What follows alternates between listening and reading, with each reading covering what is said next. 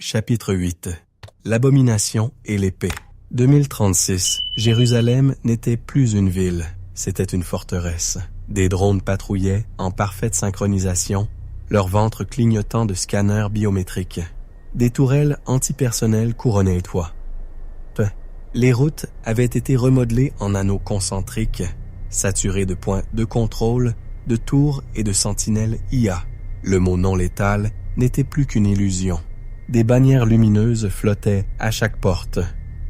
Le souverain habite parmi nous. La paix commence au temple. Les routes menant à Jérusalem débordaient de voyageurs portant la LifeMark. Leurs visages brillaient d'anticipation et de révérence en approchant du temple. Une merveille de construction post-singularité, mêlant haute technologie et motifs sacrés. Il brillait de blanc et d'or sous le soleil du Moyen-Orient, son entrée encadrée par des lions et des vignes holographiques, évoquant des prophéties messianiques issues de toutes les grandes religions. La diffusion globale d'unité passait en boucle. Aujourd'hui marque la relocalisation historique du siège exécutif du gouvernement mondial à Jérusalem, la ville de la paix. Le souverain siégera désormais sur le mont du Temple, accomplissant les désirs anciens des cultures et des croyances. À l'intérieur du temple, les sacrifices quotidiens avaient repris, rebaptisés offrandes d'unité. Une génisse rousse avait déjà été sacrifiée quelques semaines plus tôt, diffusée en direct dans le monde entier. Désormais, des offrandes d'encens matin et soir brûlaient sur l'autel de bronze, dirigé par des prêtres en robes cérémonielles garnies de capteurs numériques. Des orchestres IA réécrivaient des mélodies anciennes en hymnes inclusifs. Les foules envahissaient les cours, scannant des QR codes sacrés pour accéder à des dévotionnels en réalité augmentée conçus par le construct. Certains s'inclinaient vers le Saint des Saints, d'autres le diffusaient en direct comme la zone la plus élevée sur Terre. Derrière la cour extérieure, de hauts murs cachèrent la chambre d'unité, officiellement un centre de commandement exécutif, officieusement une salle du trône. Aucune loi ne passait sans son décret. Les régions envoyaient des cadeaux, des chants, des statues en or. Des rumeurs circulaient, l'arche avait été retrouvée et reposait désormais dans le temple. Vrai ou non, le mythe renforçait sa légende. Et sous toute cette mise en scène, quelque chose bougeait, pas la paix, ni la divinité. Quelque chose qui attendait que le voile se déchire. Le voyage d'Adrian, de la forteresse des Carpates jusqu'à Jérusalem, avait été un patchwork de faveurs, de faux papiers et de contacts de la résistance opérant encore dans l'ombre. Une LifeKey piratée lui avait permis de monter à bord d'un drone de fret en provenance de Bulgarie, se faisant passer pour un technicien médical.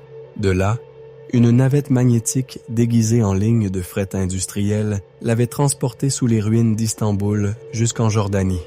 À chaque point de contrôle, des hologrammes du visage du souverain défilaient, récitant des décrets de paix et d'unité pendant que des scanners détectaient les hérétiques. Mais ce n'est qu'à la frontière judéenne que le vrai test commença. Une contact, une femme aux implants cybernétiques et aux versets tatoués en micro-impression sur les doigts. Le guida dans un système de tunnels plus ancien que n'importe quelle carte Unity encore en usage. Il ne demanda pas son nom, elle n'en donna pas. Seulement un avertissement. Peu importe ce que tu vois là-dedans, Holiday, continue d'avancer. Le tunnel était plus ancien que la ville au-dessus, creusé à la main, scellé par le temps, oublié de tous, sauf de quelques-uns. Adrian se baissa sous des conduits rouillés, respirant à peine, l'esprit en ébullition. Les murs courbés résonnaient doucement à chaque pas, éclairés faiblement. La résistance lui avait dit de ne pas parler. Le silence, c'était la survie. Il atteignit le bout du tunnel, où un vieil escalier en ruine menait à une petite chambre scellée, un poste de contrôle relié à d'anciens systèmes de surveillance. Un technicien de la résistance, drapé d'un châle à capuche, scanna son implant LifeKey falsifié. Il clignota une fois, puis se stabilisa. « Pas, ton nom est Dov Nahor maintenant », murmura le tech, ancien ingénieur IA, évangéliste biométrique. Tu es ici pour célébrer la nouvelle ère d'unité. Parle le moins possible. Adrian acquiesça, ajustant le col de son manteau. Il sentait le poids des derniers écrits de Jonah Reed rangés dans sa sacoche, des fragments de rouleaux anciens, des modèles de prophéties cryptées et une petite dalle de données noires gravée du symbole laissé par Reed, Oméga. Quand il sortit à la lumière artificielle de Jérusalem-Est, la ville rugissait autour de lui comme une machine de culte. Des pèlerins en robes ou en vêtements tecs avançaient vers le temple. Des hologrammes du souverain flottaient au-dessus de la foule. De gigantesques écrans affichaient le compte à rebours vers sa déclaration divine. Adrien avançait sans ralentir. Ses yeux passaient des drones de surveillance aux bannières numériques, puis aux soldats lourdement armés du construct, postés sur les toits. Autour d'Adrien, certains pèlerins murmuraient « Ils ont scellé la chambre d'unité toute la journée. Ce n'est sûrement pas juste pour un discours. » J'ai entendu dire que le souverain allait dans un endroit interdit à tous, même aux prêtres. « Ne dis pas de bêtises », répliqua un autre en ajustant son implant oculaire. C'est un geste symbolique. Rien de plus. La tension dans l'air était étouffante. « On dit qu'il va faire une sorte de cérémonie privée », souffla une femme derrière un écran holographique. « Même les rabbins ne sont pas invités. »« Privé » lança quelqu'un. « Qu'est-ce qu'ils cachent dans le lieu saint ?»« Ils appellent ça un moment de seuil », grogna un troisième. « Le prophète dit que c'est symbolique. Mais certains pensent qu'il va jusqu'au bout. » Et à travers tout cela, la voix de Reed battait comme un écho dans la poitrine d'Adrian. Quand le seuil est franchi, le sceau se fissure. La puce LiveKey volée pulsait faiblement sous la peau d'Adrian. Rappelle que chaque seconde passée ici était volée. Le dernier signal d'Evelyn flottait encore dans son viseur. Des interférences, quelque part près du mont du temple. Elles adoreront l'image, avait prévenu Jonah. Mais ce n'est pas Dieu qu'ils trouveront là. Observe Jérusalem, avait-il dit. Observe le ciel. Et maintenant, Adrien comprenait enfin. Ce n'était pas seulement à cause d'Evelyn. Quelque chose se jouait ici. Quelque chose d'ancien, d'irréversible. Il bifurqua à gauche, s'éloignant de la place centrale, se glissant dans l'ombre d'un échafaudage effondré près de la cour extérieure. Une échelle de maintenance brisée menait vers une terrasse en ruine, autrefois utilisée comme poste de surveillance. L'ascension fut brutale. Le métal grinçait sous ses pas. Tranchant de rouillemets, lorsqu'il atteignit le sommet, la vue s'éclaircit. De là, le temple se dressait en entier, ses portes dorées, grandes ouvertes, des bannières claquant dans le vent. Si le souverain comptait vraiment entrer dans le sanctuaire intérieur, c'était ici qu'il le verrait. Le prophète de lumière sera là. Certains disent qu'il fera tomber le feu à nouveau comme à Damas.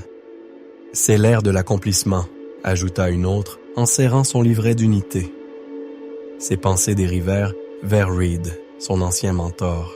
La voix de Jonah Reed résonnait dans sa mémoire. La technologie est un outil mais sans sagesse. Elle devient une arme. La prophétie n'est pas une fatalité, c'est un signal. Un avertissement pour ceux qui écoutent encore. Les plus grandes menaces ne viennent pas avec des armes. Elles viennent avec des idées. Adrian revoyait son jeune lui-même dans le laboratoire, se disputant avec Reed au sujet du contrôle, de la sécurité, de la certitude. Mais Reed n'avait jamais voulu contrôler. Il voulait avertir. Il avait vu le schéma se former bien avant tous les autres. Le signal Oméga, la fausse unité, l'ascension du construct. De retour dans le présent, Adrien restait caché sous un auvent effondré, perché sur une terrasse surplombant la place du temple. Son implant bourdonna. Un contact de la résistance lui envoya un message brouillé. Evelyn est en vie, près du mont. Il se raidit, tapa sur son implant. Pendant une seconde, le flux piraté de l'unité lui montra ce qu'il redoutait.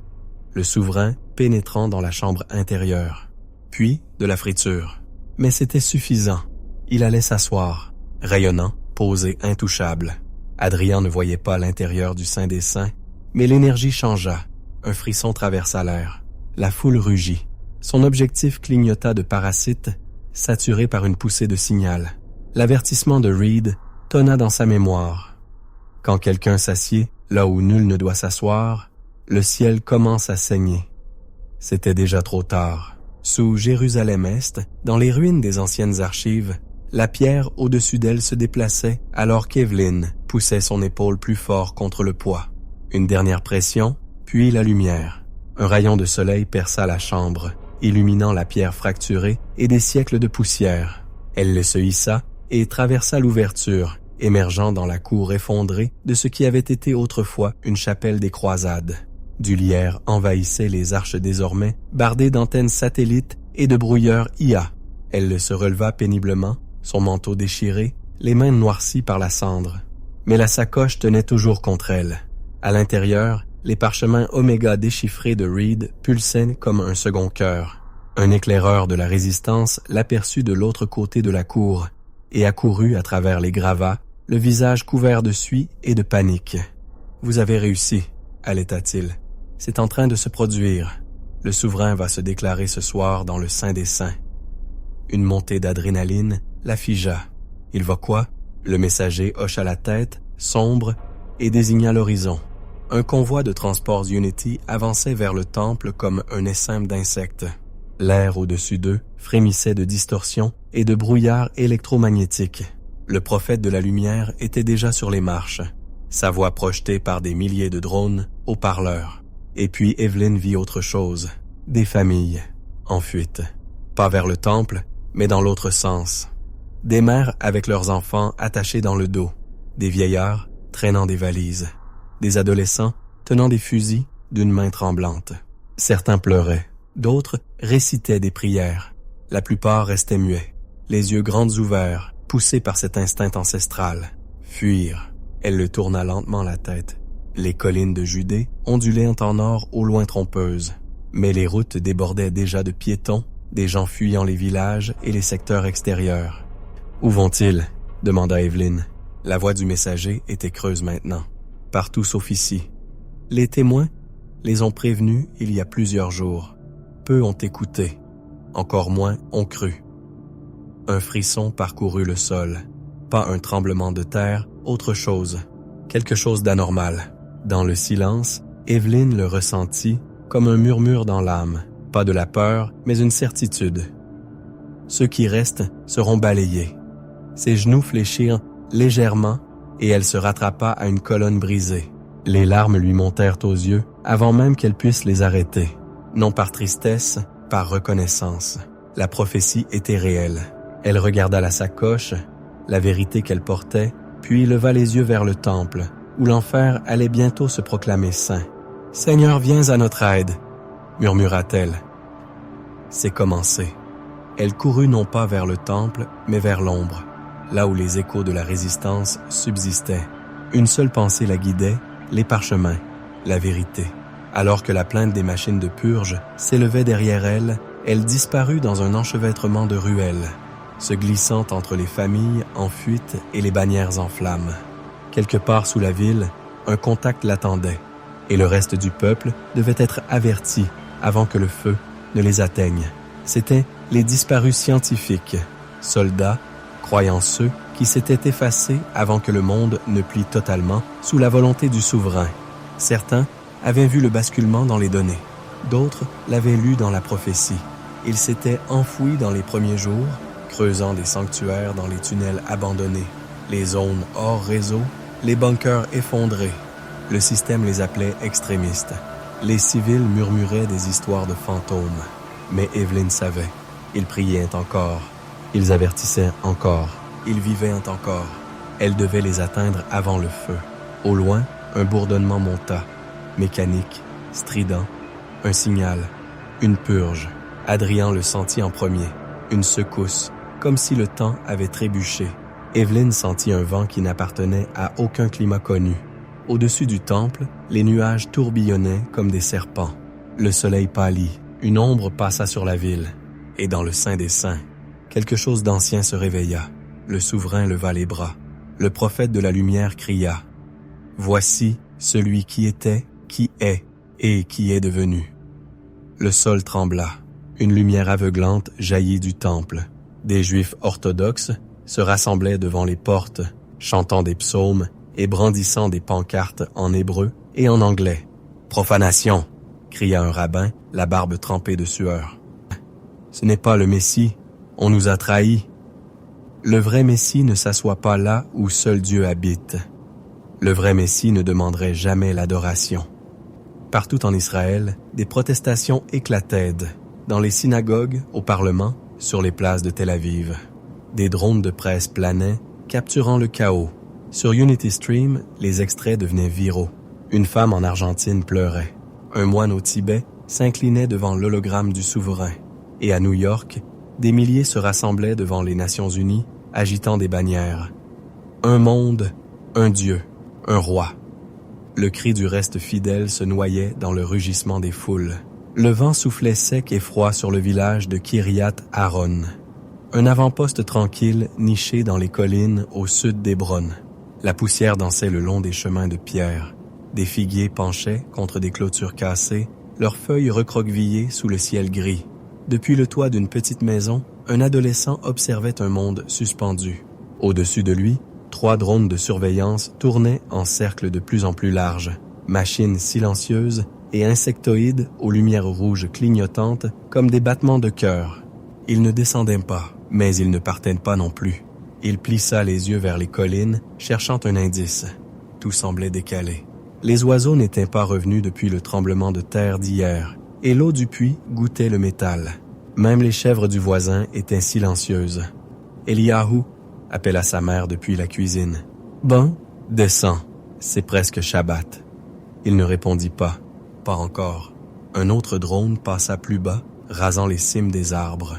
Il ralentit au-dessus de la place du village, son dessous brillant faiblement. Il avait vu ce modèle aux infos. Unité de surveillance Unity Model 1. Modèle standard pour les zones religieuses non enregistrées, ceux qui venaient avant les descentes. Il descendit l'échelle et entra, brossant la cendre de ses manches. Sa mère était penchée sur la table, allumant les bougies de Shabbat avec des mains tremblantes. Sa sœur fredonnait doucement en tressant le reste de la pâte à challah. Son père, déjà coiffé de sa kippa blanche, regardait le ciel par la fenêtre.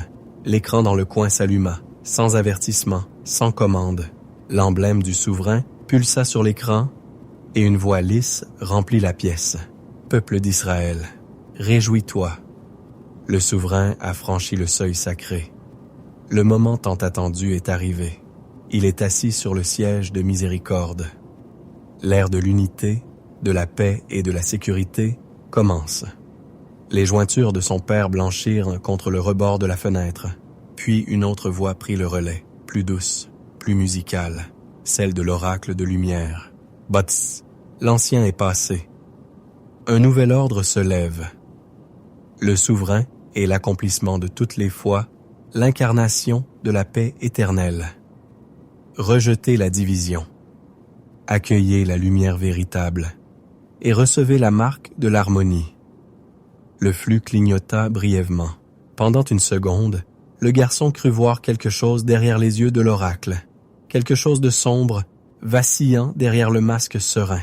Sa mère éteignit l'écran et alluma la dernière bougie. « C'est fini », murmura-t-elle. « Has, pas pendant Shabbat. » Le flux mondial devint limpide. À travers les 10 régions technocratiques, sur chaque écran, visière, lentille neurale et terminal urbain, le souverain se tenait au-dessus de la place du temple, radieux sous un soleil synthétique, une couronne dorée de nanotechnologie vivante formant un halo au-dessus de sa tête. Derrière lui, l'Arche d'Alliance était exposée, recontextualisée par des hologrammes affichant des glyphes Unity et des symboles quantiques. Rebrandé pour l'ère nouvelle, l'oracle de lumière se tenait non loin, souriant comme un homme qui aurait vu la fin et l'aurait aimé.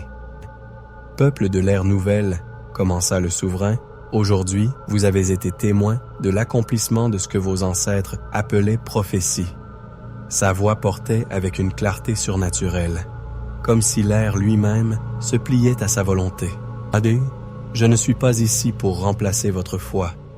Je suis ici pour l'accomplir. » Il leva les mains vers le ciel. Un faisceau de lumière descendit d'un satellite Unity, convergeant sur lui comme une approbation divine. Le voile est se lever. Le sacré renaît. Je suis l'image de ce que vous deviez devenir. Il sourit. Je suis votre commencement. Et je suis votre oméga. Un silence tomba sur la foule. Puis, un éclair de tonnerre. Le flux se coupa, bougué, figué. Dans les trains, les bunkers, les temples, chaque écran clignota, puis changea. Une seule image apparut. 2 silhouettes se tenaient en haut des marches de la cour d'Israël, les témoins prophétiques, vêtus de noir, le visage voilé de cendres et de lumière. L'un tenait un bâton brillant comme du feu fondu, l'autre leva la main vers le souverain. La tassapa, ils ne parlèrent pas d'abord. La voix du premier témoin brisa le silence, grave, froide, implacable. Saint, ce trône n'a jamais été destiné à l'homme. Le second témoin s'avança, des cendres collées à sa tunique. Hein, tu as accompli l'ombre, pas la promesse. Puis leurs voix s'élevèrent, non dans l'air, mais à travers chaque écran, haut-parleur et implant neural, pas entendu, mais ressenti. Vous qui avez tué les prophètes, qui avez dansé devant les idoles, qui avez couronné un Dieu de chair, écoutez la parole du Seigneur. Voici le feu du raffinement. Voici le jugement écrit dans le rouleau. Voici la fournaise où la foi est éprouvée. Vous appelez cela destruction. Nous l'appelons aire de battage. Ce qui tombe est la paille. Ce qui reste est saint. Le bâton s'embrassa.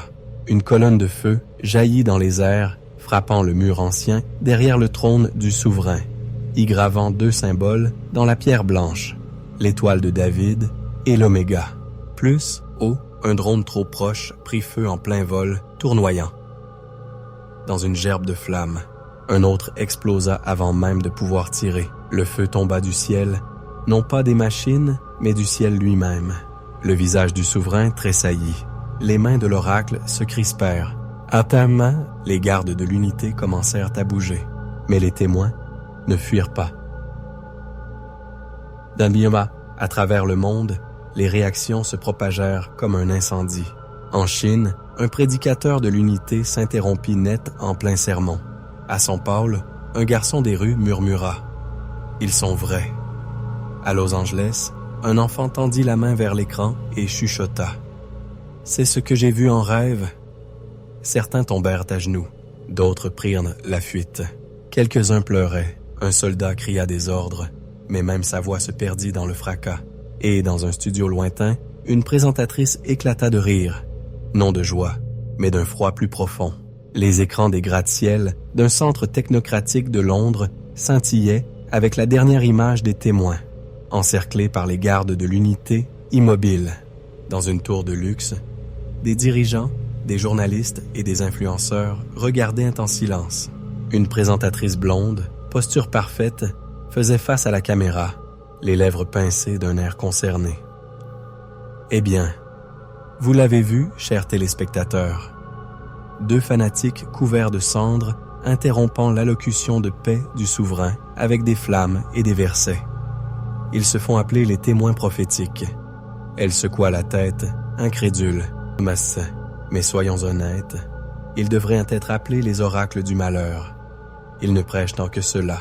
Malheur, ténèbres, colère, avertissement, rien qui construise, rien qui guérisse. Le duo de l'Apocalypse, ricana le 2e co-animateur, impeccablement lissé. Applaudissements. Les rues éclatèrent en acclamations synchronisées. Des hologrammes du souverain recouvraient l'horizon. As, dans un monde qui cherche l'unité, avons-nous vraiment besoin de voix appelant le feu du ciel? Ajouta un autre, hochant la tête en sirotant un thé infusé de biotechnologie. Elle le sourit faiblement, un sourire artificiel mais glaçant. Le souverain offre la lumière. Le souverain est en train d'unifier la réalité. La religion est enfin obsolète. Le flux revint au mont du temple alors que les gardes se rapprochaient. Une nouvelle ère, croyait-il, venait de naître, et personne ne vit l'ombre s'étendre sur la terre. Raviv avait été un ancien officier de Tzahal, aujourd'hui un croyant discret en Yeshua. Sa femme, Talia, avait eu du mal à l'accepter. Jusqu'à ce que les témoins arrivent. Ils avaient parlé de Jésus, Yeshua à Mashiach, avec feu, avec les Écritures, avec vérité. Ils avaient averti.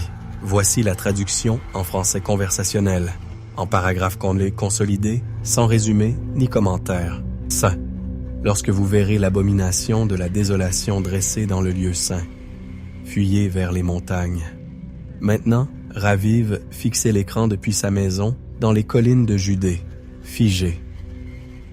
Le souverain était assis sur le propitiatoire.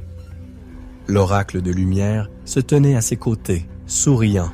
Puis vinrent les poisses, vinrent les voix. Les témoins, audacieux, accusateurs, arrêtés. Il se leva sans dire un mot, marcha jusqu'au mur, retira le sac d'urgence. Thalia le suivit jusqu'au garde-manger. Leur fils adolescent pleurait déjà. À bas, on s'enfuit. Raviv se retourna. Sa voix était calme. On obéit. Il regarda par la fenêtre vers les falaises de Judée au-delà du village. Yeshua a dit de fuir. Alors, on fuit. Une femme nommée Tsipora, dans une implantation de Samarie à la lisière de Har Bracha, s'agenouilla aux côtés de son père âgé pendant que la diffusion se poursuivait. Il avait autrefois rejeté les témoins comme des fous. Mais après la mort de son petit-fils dans une prison de l'unité, il avait commencé à écouter, en silence. Maintenant, des larmes coulaient sur ses joues alors qu'il regardait le visage du souverain, si calme. « C'est une Humayn. Ce n'est pas le trône de David, » murmura le vieil homme. Tsipora rassembla ce qu'elle pouvait. Elle prépara sa bonbonne d'oxygène. Elle murmura le psaume 91 pendant qu'elle s'affairait. Un voisin frappa frénétiquement à la porte. Ils ont déjà commencé à balayer Yitzhar. Ils arrivent. Tsipora n'hésita pas. Elle prit la main de son père. Au ravin, tout de suite. Le seul chemin passait par les oliveraies, descendant jusqu'au wadi en contrebas. Mais c'est là que les témoins avaient dit que le reste serait protégé. Sous un atelier de menuiserie à Hébron, Yehuda Ben Tzion, croyant secret depuis 2 ans, fixait l'écran, abasourdi. Son frère, encore orthodoxe, jurait dans la pièce voisine. Mais Yehuda restait figé. L'oracle avait parlé exactement avec les mots d'Ézéchiel. Il se souvenait des études, des rouleaux, des rêves étranges, des symboles, et surtout du murmure. « Tu sais que c'est vrai, tu l'as toujours su. » Il n'attendit pas de permission. Il ouvrit d'un coup de pied la trappe du sol, attrapa le sac caché sous le tas de bois et réveilla ses filles endormies. « On va dans le désert, » dit-il à sa femme stupéfaite. « Comme l'hôte, comme les prophètes l'ont dit. » Elle ne protesta pas. Pas cette fois. Cette nuit-là, le ciel ne s'assombrit pas.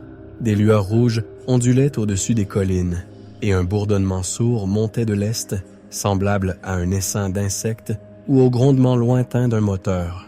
Puis la voix retentit, diffusée par des haut-parleurs installés dans toute la région, la même voix qui résonnait dans chaque ville.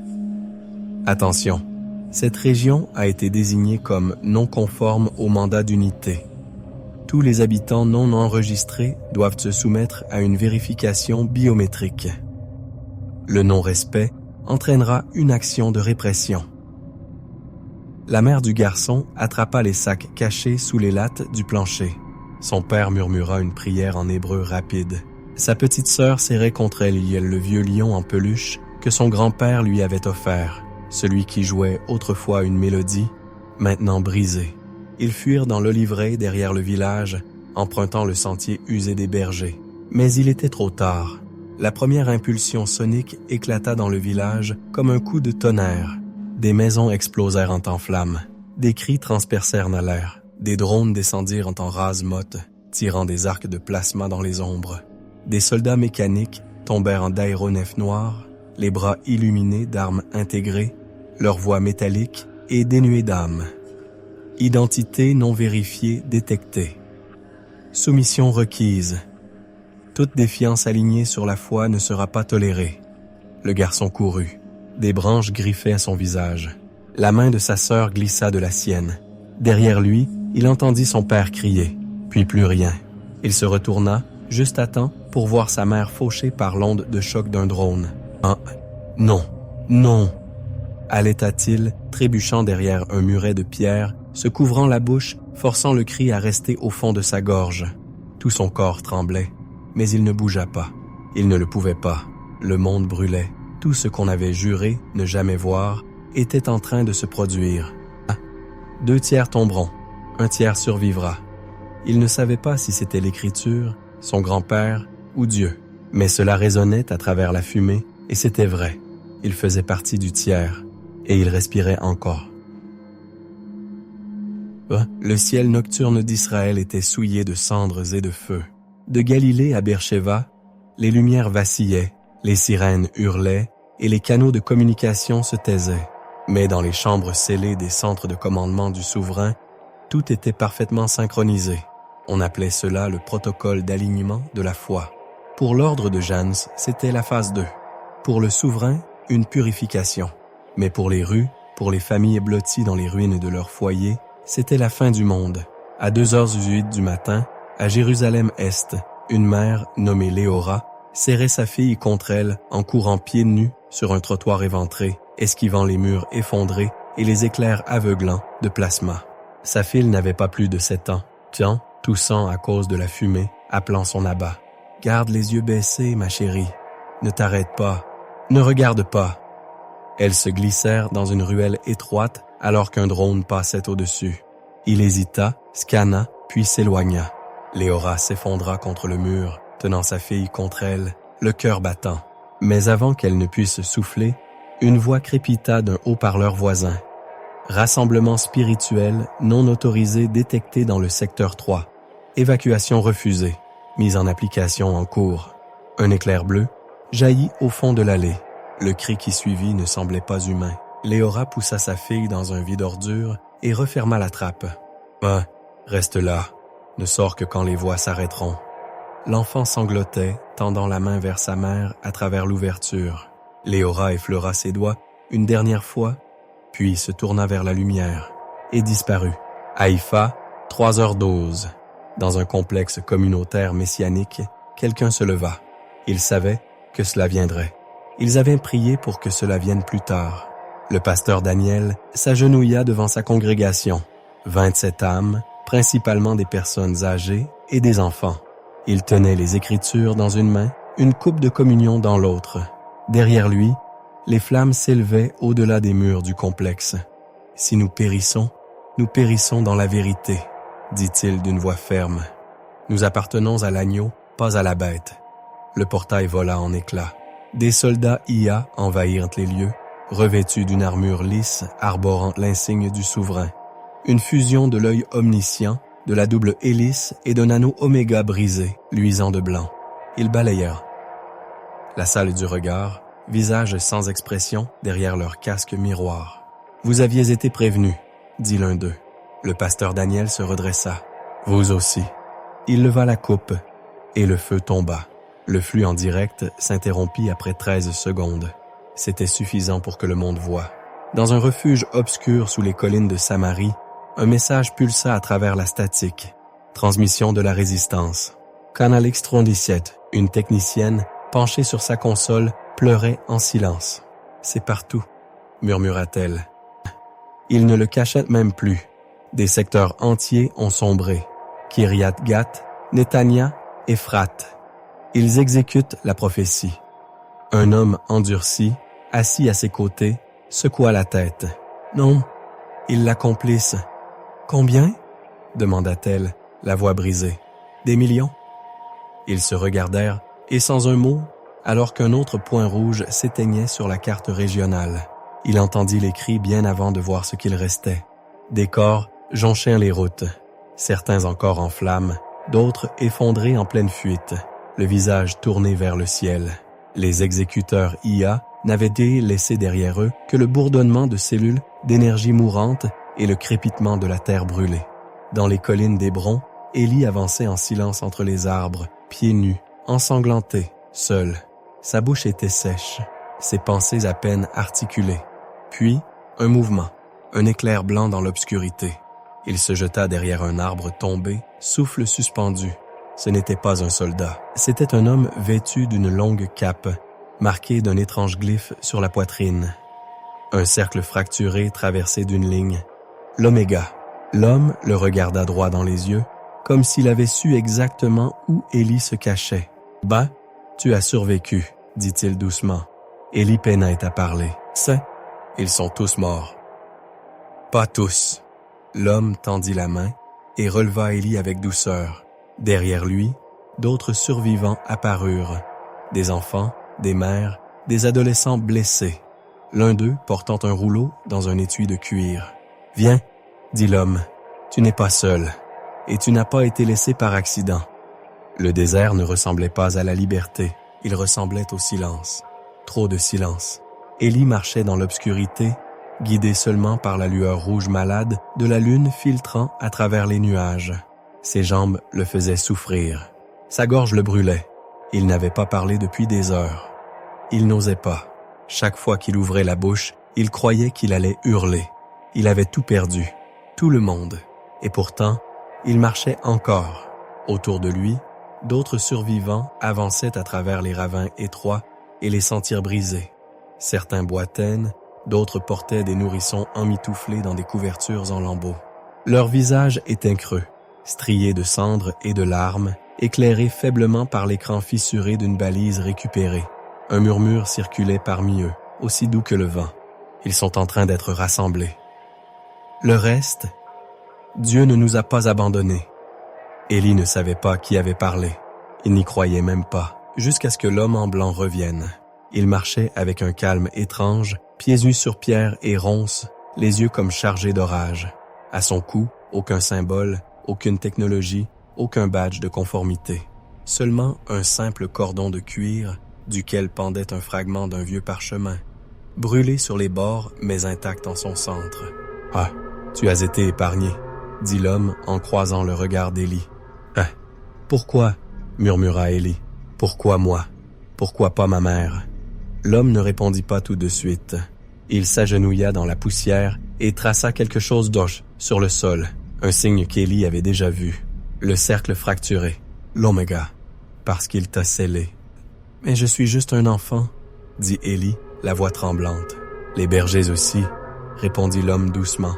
« Les prophètes aussi. » Il se redressa, sa voix résonnant comme un tonnerre enveloppé de douceur. « Tu fais partie du tiers restant. » Et l'épreuve a commencé. À Tel Aviv, un garçon d'à peine 16 ans se tenait au sommet d'un immeuble en ruine, les yeux levés vers la lune, des larmes coulant sur ses joues. Son bras portait un sigil lumineux qui n'était pas là la veille. À Safed, une adolescente se réveilla d'un rêve de feu et de fumée. Sa Bible ouverte à côté d'elle, intouchée depuis des années. Elle se mit à pleurer, non pas de peur, mais d'une compréhension soudaine. Dans les hauteurs du Golan, 2 frères dégageaient, leurs parents, des décombres. L'un serrait un parchemin déchiré. L'autre portait un collier grossier gravé d'un nom ancien. Yahweh. Ils se mirent en marche. Le groupe atteignit enfin une entrée cachée. Un ancien avant-poste de calcaire, scellé par une porte camouflée. À l'intérieur, la lumière vacillait grâce à des bandes solaires récupérées. De vieilles cartes pendaient au mur, marquées en code de la résistance. Des réserves d'eau dissimulées vibraient faiblement sous le sol. Une femme en robes usées s'agenouillait près d'une boîte de nourriture, la bénissant d'une main tremblante. Une autre fredonnait doucement un vieux psaume en hébreu. Élie fixait cette chaleur. Elle ne devrait pas exister, pas après ce qu'il avait vu. Mais elle existait. « Qui êtes-vous » demanda-t-il à l'homme qui l'avait amené. « Hein, nous sommes ce qui reste » répondit-il. « Et nous n'avons pas fini. » Sur le mur du fond était gravée une inscription profondément taillée dans la pierre, de l'hébreu ancien et l'anglais en dessous. « Ils invoqueront mon nom, et je leur répondrai, « Tu es mon peuple. » Et ils diront, « L'Éternel est notre Dieu. » Zacharie 13:9. Élie s'approcha, les yeux écarquillés. Quelque chose bougea en lui, comme une porte verrouillée qui s'ouvrait. Il ne comprenait pas. Mais quelque chose en lui avait survécu. Et autre chose venait de s'éveiller. La voix du souverain s'éleva sous l'arche dorée. « Je ne me tiens pas en opposition à la loi, mais comme son accomplissement. Non comme serviteur du ciel, mais comme la voix que celui-ci n'a pas su entendre. » Au pied de la plateforme du temple, une silhouette âgée s'avança. Il s'appelait Rav Yigal Ben-Ami, ancien juge halachique en chef du Sanhédrin. Ses mains tremblaient, mais non par peur. « Tu profanes ce lieu, » dit-il, élevant la voix au-dessus du vent. « Tu as proféré des blasphèmes. et tu les as appelés lumière. Le souverain le regarda sans ciller. Il n'y a pas de blasphème dans la vérité. Ben Ami sortit une arme de dessous sa robe, de l'acier ancien, passé clandestinement au-delà des portiques biométriques par pure providence. Il tira. La balle frappa le souverain en plein cœur. Des halètements parcoururent la place. Des drones descendirent. Les gardes de l'unité se précipitèrent vers l'ancien, mais l'acte était accompli. Le souverain s'effondra. Une mare de sang cramoisi s'étendit sur la pierre blanche sous le lieu très saint. Il ne se releva pas. La foule resta figée. Le ciel pulsa une fois, puis le flux, sur chaque écran, vacilla et se transforma en statique.